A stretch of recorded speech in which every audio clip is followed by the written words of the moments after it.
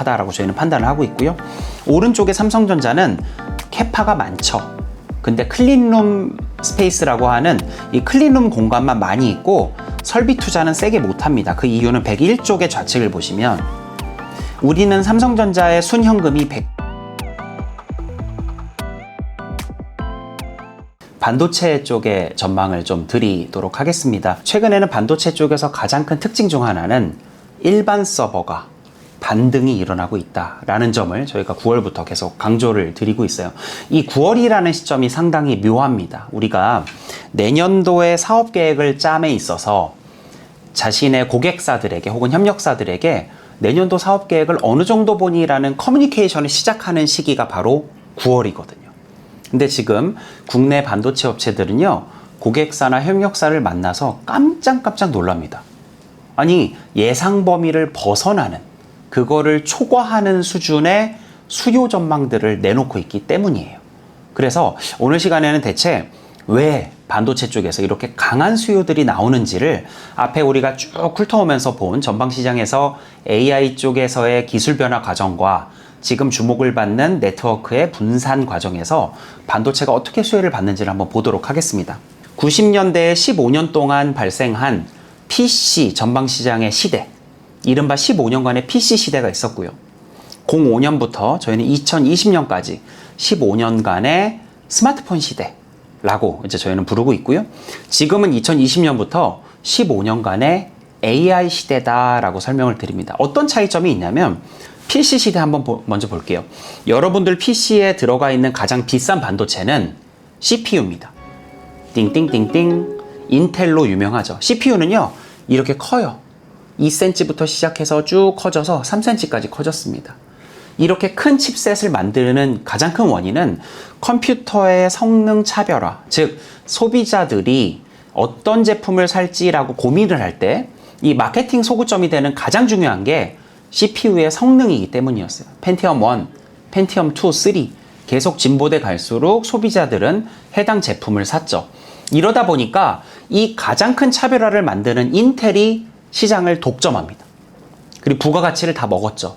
쉽게 말해 인텔의 영업이익률은 당시에 30-40%가 나올 수 있었고요. 반대로 조립을 하는 세트사들은 예를 들어 HP, 델, 이익률이 그렇게 높아질 수가 없습니다. 협상력이 떨어지는 거예요.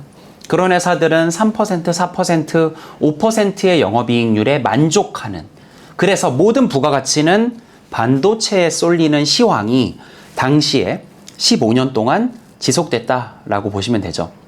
최근 2024년까지 1990년부터 반도체 시장을 이렇게 추세선을 그려본 게 바로 여기 있는 점선입니다. 점선을 상회하는, 즉 초과 성장을 반도체 업체들은 그 당시에 이루었고요. 그 당시에 반도체는 성능 중심, 그러면서 칩이 대형화되는 그런 시대를 맞이했다라고 보시면 됩니다. 제가 이거를 계속 설명드린 이유는 이 시대가 지금 다시 반복되고 있기 때문이에요. 하지만 그 중간에 뭐가 있었냐? 반도체에 있어서 집적도는 계속 올라갑니다. 쉽게 말하면 여러분들의 지문이 계속 오밀조밀해 가면서 집적도는 올라가는 거예요.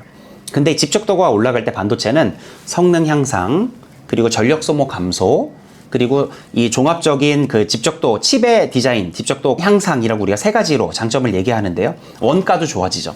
근데 이 스마트폰 시절에는요, 우리가 성능 향상이 주된 목적이 아니고 전력 소모량 감소가 주된 목적이었습니다. 이러면서 이른바 모바일 시대 때 가장 주목받는 국가 대한민국, 그리고 기업별로는 애플을 빠르게 추격자로서 굉장히 완성도 높은 제품을 만든 삼성이 여기서의 주인공이었죠. 하지만 이제는 다시 AI 시대가 되면서 세트 성장은 멈췄습니다. 스마트폰은 2019년도 15억대를 피크로 이제는 성장이 없습니다. 이제는 AI가 부가가치를 만들고, 아까 우리가 얘기한 것처럼 전 지구가 무한한 전기 생성을 통해 발열기구인 GPU를 무작정 찍어대는 거고요. 오늘도 오픈 AI에 엔비디아가 1,000억 달러 투자를 이제 얘기를 했는데, 이거에 따른 GPU가 수백만 개라고 얘기를 했거든요.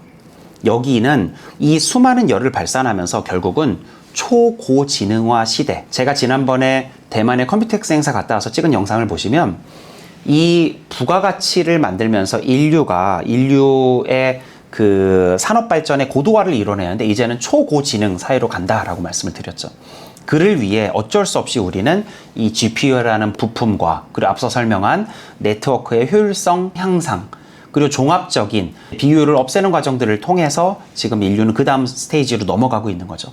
그리고 대형화가 그렇게 일어나면서 그 당시에 인텔이 부가가치를 다 먹은 것처럼 엔비디아가 설계, TSMC가 제조, 그리고 그를 쫓아가는 수많은 이 커지는 파이를 조금이라도 나눠 먹기 위한 수많은 참여자들의 이런 흥망성쇠를 볼 수 있는 시점이 바로 지금이다. 무엇보다 확실한 거는 이 시대에서는 반도체가 주인공이다라는 사실을 말씀드리고 싶습니다. 최근 몇 년 동안은 이러한 그 트렌드에 합류하기 위해서 모든 CSP, 즉 클라우드 업체나 빅테크들이 가지고 있는 돈을 어디에 썼냐? 전부 다 AI 서버에 썼습니다. 좌측에 테이블을 보시면 2023년도 기준으로 AI 서버 시장은 그 당시에도 많이 늘어난 건데 고작 522억 달러였어요. 근데 일반 서버는 819억 달러로 그때만 해도 일반 서버가 더 컸습니다.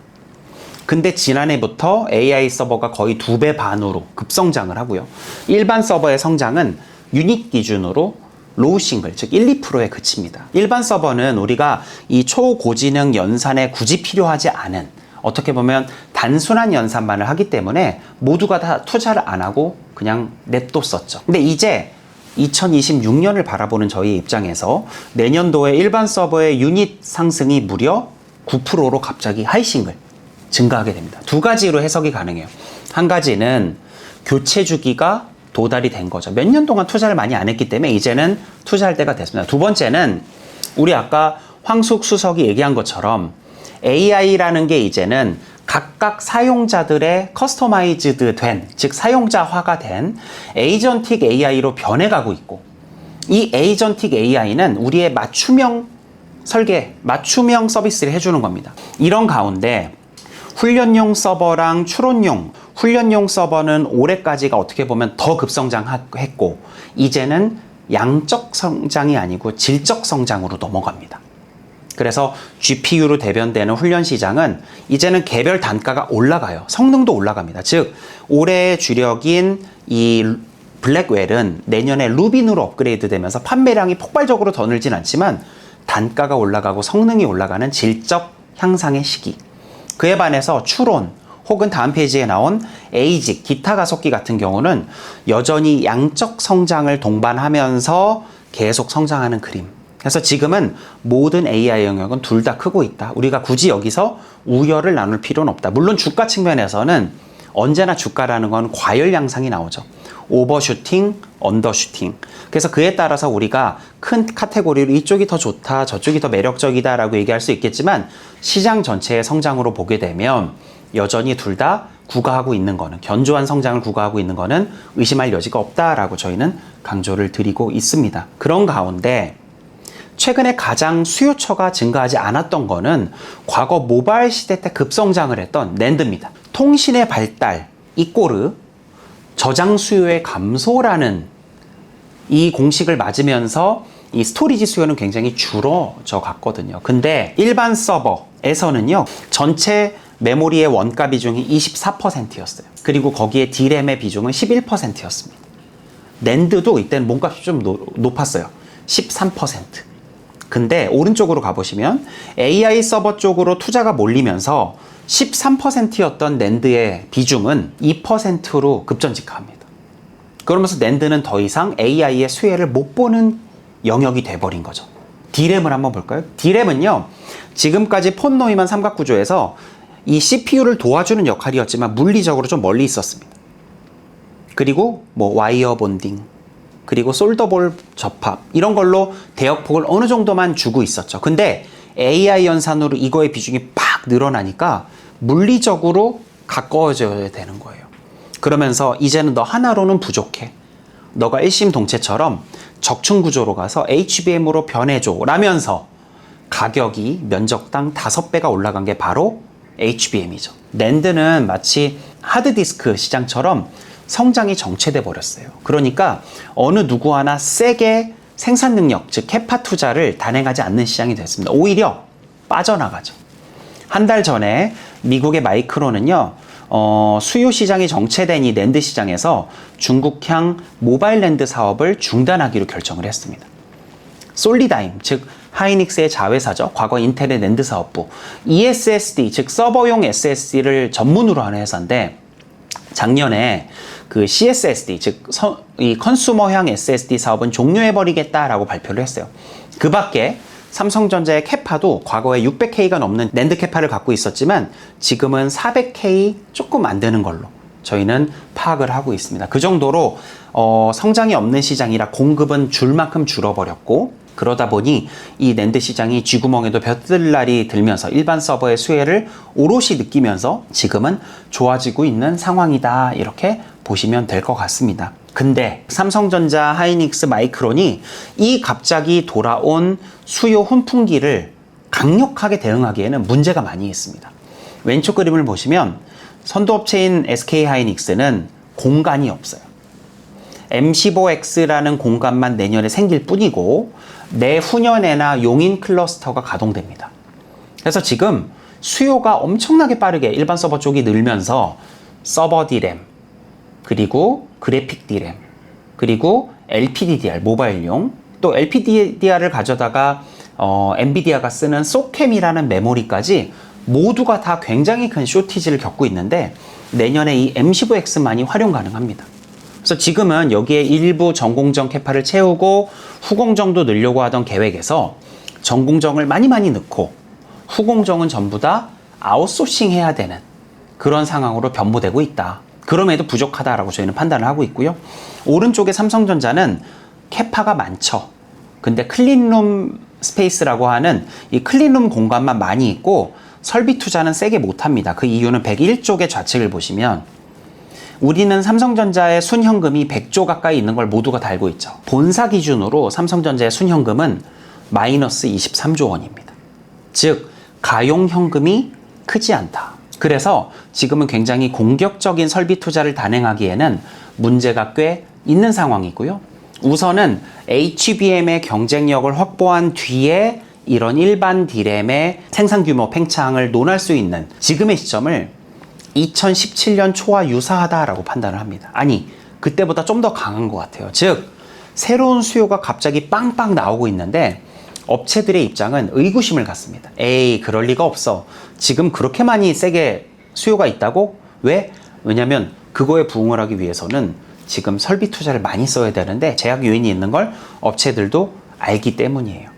그래서 한 개 분기, 두 개 분기, 세 개 분기 스터디를 하다가 지금 발생하고 있는 이런 전방시장의 수요가 너무나 강력한 AI의 추세적인 수요 증가. 두 번째는 몇 년을 쉰 일반 서버의 수요 증가. 그에 따라서 이거는 몇 년 동안은 구조적이다라는 확신을 얻고 뒤늦게 투자를 합니다. 늦게 하면 많이 하죠. 그래서 저희는 내년 한 초중반부터는 설비 투자 사이클이 굉장히 세게 온다. 즉 반도체로 보게 되면 우선은 P 사이클이요. 가격이 먼저 막 폭증을 합니다. 그걸 우리가 내년 한 초중반까지 보게 될 거고요. 그거에 뒤따르는 Q 사이클. 이제는 설비 투자를 단행해서 생산량을 늘리려는 사이클이 내년에 각각 상반기와 하반기에 가장 큰 주제가 되는 그런 사이클이다라고 보시면 될 것 같습니다. 그런 가운데 왜 최근에 삼성전자에 대한 주가 반응이 세게 나오는지를 아실 수 있죠. 저희가 작년까지는 삼성전자와 하이닉스를 각각 롱숏으로, 삼성전자는 조금 기다려야 되고 하이닉스는 당장에 매수해야 되는 주식으로 대형주 중에는 추천을 드렸죠. 올해부터는 둘 다 롱롱이죠. 다만 소문자롱과 대문자롱입니다. 여전히 업사이클일 때 삼성과 하이닉스 원래 같이 가는 주식이었어요. 20년 동안. 그거를 답습할 겁니다. 여전히 하이닉스가 대문자롱이고요. 삼성전자는 상승폭으로 보면 퓨어 플레이어가 아니니까 소문자롱으로 저희는 표현을 드릴 수 있겠습니다. 그런 가운데 지금 이런 과격한 주가 반응이 왜 나오냐면 오른쪽 밸류에이션을 보시면요. 맨 아래에 있는 두 개 업체, 샌디스크와 키옥시아가 낸드 업체들입니다. 근데 아까 낸드가 좋아진다라고 말씀드렸죠. 오랜만에 찾아온 훈풍이기 때문에 주가 반응이 상당히 거셌고 키옥시아가 PBR 2배를 내년 기준으로 넘었습니다. 이게 글로벌 투자자 입장에서는 낸드 2위 업체 주제에 PBR 2배를 넘어? 그러면 D램 업체들도 재평가를 받아야지 라고 하면서 지금 외국인들이 세게 사는 거고요. 그래서 저희는 SK하이닉스 같은 경우 PBR 2배 이상을 기본으로 넘길 수 있을 거다라고 보고 있고, 삼성전자 같은 경우 과거에 평균 밸류에이션이 1.45배 PBR이었거든요. 예, 그 정도 도달도 무난할 거다 보고 있습니다. 그 밖에 이제 소부장 관련해서는 지금은 하이닉스도 먼저 아까 말씀드린 M15X에서 전공정 투자를 단행할 거고요. 그리고 그 공간이 부족해서 후공정은 다 아웃소싱을 할 거예요. 아마 따로 이제 발간이 되는 저희 김동관 수석의 이런 소부장 보고서들을 보시면 여기서 옥석 가리기는 충분히 잘 되실 것 같습니다. 스마트폰 시절에는 애플이 20년 동안 올랐습니다. 그리고 이번 AI 시절에는 단순한 연산력 칩뿐만 아니라 아까 보여드린 네트워크, 그리고 통신 규격, 모든 걸 다 잡고 가기 때문에 우리는 10년 이상의 단위로 가는 헤게모니다 라고 보셔야 되고요. 그런 가운데 설계는 엔비디아, 제조는 TSMC의 이 컨비네이션도 여러분들이 중장기적으로 계속 주목해 보셔야 되는 그런 쪽이다 라고 마무리 말씀을 드리도록 하겠습니다. 오늘 제 내용은 이 정도로 이제 마무리를 하도록 하겠습니다. 오늘 아마 여러분들께서 즐거운 한가위 연휴를 맞이해서 시간도 많아지셨고, 또 여러분들의 이런 투자에도 좀 더 학습할 시간이 생겼다라고 저희가 판단을 해서 이번 시간을 준비해 봤고요. 그래서 이번에 저희가 다룬 내용들에 대해서 여러분들도 투자 아이디어들을 많이 습득을 하시고, 저희가 또 발간하고 또 업데이트 드리는 자료들을 통해서 계속해서 함께 공부하고 학습해 나가는 그런 시간을 계속 만들도록 하겠습니다. 여러분들 남은 연휴 잘 보내시고요. 저희는 또 나중에 인사드리겠습니다. 감사합니다. 지금까지 메리츠증권 리서치센터였습니다.